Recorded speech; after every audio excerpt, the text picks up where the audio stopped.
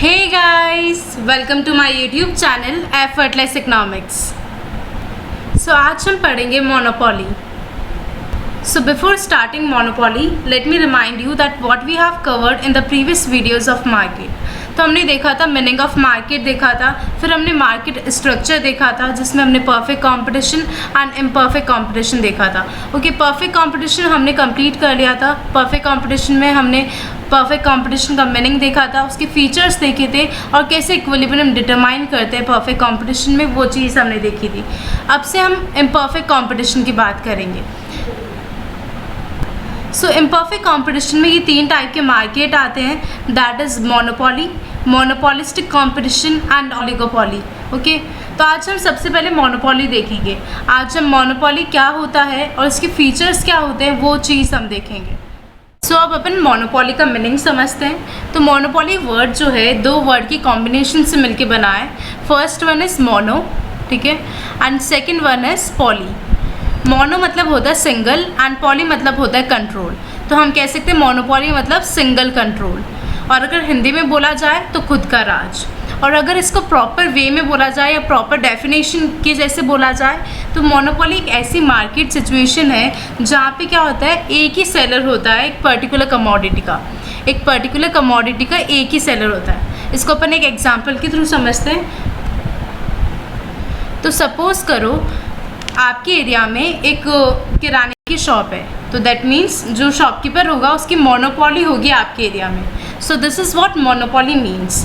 अब हम देखेंगे मोनोपोली के फीचर्स क्या होते हैं.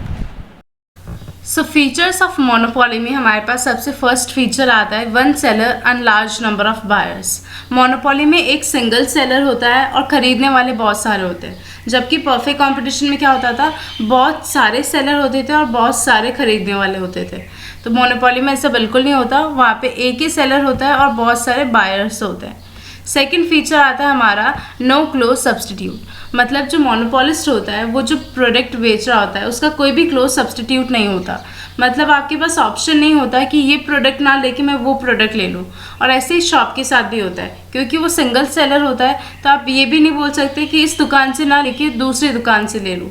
ओके, सो आपके पास कोई भी ऑप्शंस अवेलेबल नहीं होते मोनोपोली में. थर्ड आता है हमारा monopoly is also an industry.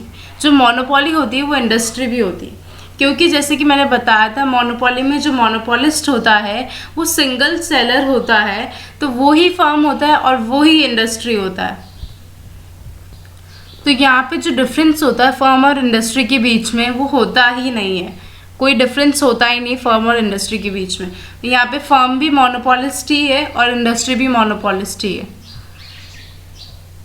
So fourth feature आता है हमारा प्राइस मेकर. मतलब मोनोपोली में जो मोनोपोलिस्ट होता है वो प्राइस मेकर होता है. जैसे कि हमने परफेक्ट कंपटीशन में देखा था वैसा बिल्कुल नहीं होता है मोनोपोली में. परफेक्ट कंपटीशन में हमने क्या देखा था कि जो इंडस्ट्री है वो होती है प्राइस मेकर और जो फर्म होती है वो होती है प्राइस टेकर. बट मोनोपोली में जो फर्म और इंडस्ट्री है वो दोनों एक ही होती है. तो जो मोनोपोलिस्ट होता है वो खुद ही प्राइस मेकर होता है. मतलब वो प्राइस सेट कर देता है. ओके, अगर लोगों को उस प्राइस पे वो प्रोडक्ट खरीदना होगा तो वो खरीद लेंगे, अगर नहीं खरीदना होगा तो नहीं खरीदेंगे.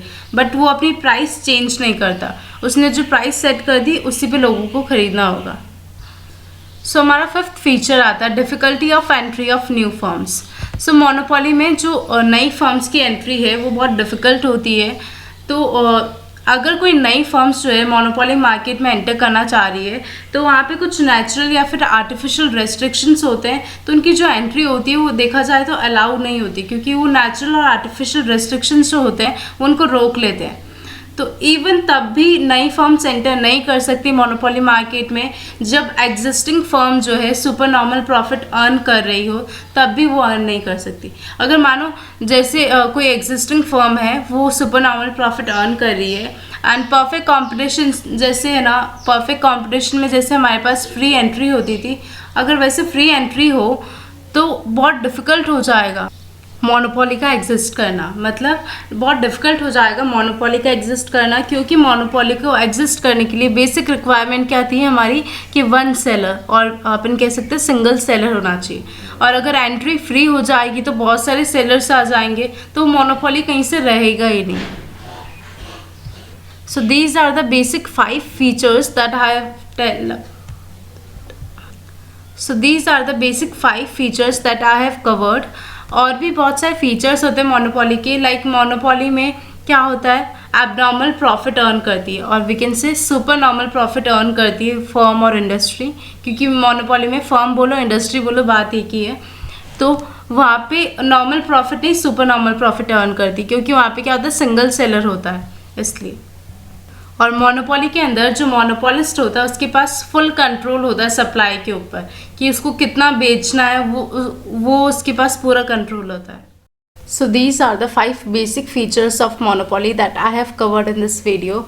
और भी बहुत सारे फीचर्स होते हैं मोनोपोली के, लाइक जो फर्म और इंडस्ट्री होती है मोनोपोली में वो सुपर नॉर्मल प्रॉफिट अर्न करती है, एंड जो मोनोपोलिस्ट होता है उसके पास पूरा कंट्रोल होता है ओवर द सप्लाई, कि उसको कितनी सप्लाई करनी है और किसको सप्लाई करनी है, तो उसके पास उसका पूरा कंट्रोल होता है, ठीक है। तो these are the features of monopoly. But अगर आप ये ओनली 5 फीचर्स भी लिखते हो मोनोपोली के एग्जाम में तो that is more than enough.